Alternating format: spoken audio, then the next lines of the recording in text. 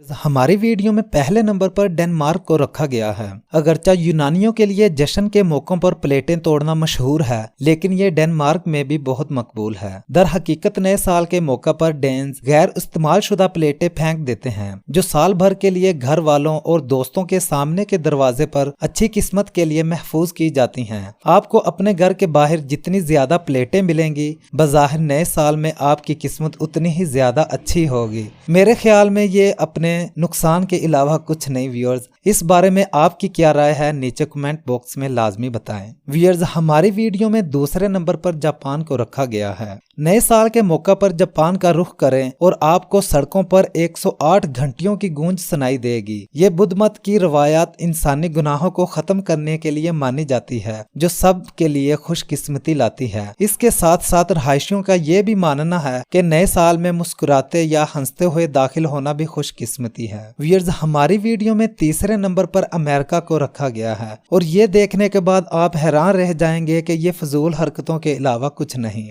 रंगीन ज़ेरे जामा पहनना। रवायत के मुताबिक एक तोहम परस्ती है कि आपके ज़ेरे जामा का रंग इस बात का तयन कर सकता है कि नया साल क्या लाएगा। जनूबी अमेरिकी ममालिक जैसे कि मैक्सिको, बोलीविया और ब्राजील में आपके आने वाले साल के लिए आपकी किस्मत का फैसला आपके ज़ेरे जामे के रंगीन से होता है। जो लोग प्यार तलाश करना चाहते हैं वो नए साल के लिए सुर्ख अंडरवेयर पहनते हैं, जबकि दौलत की उम्मीद रखने वालों को पीले रंग का अंडरवेयर का इंतखाब करना चाहिए। व्यूअर्स, इसके बारे में आपकी क्या राय है, नीचे कमेंट बॉक्स में लाजमी बताएं।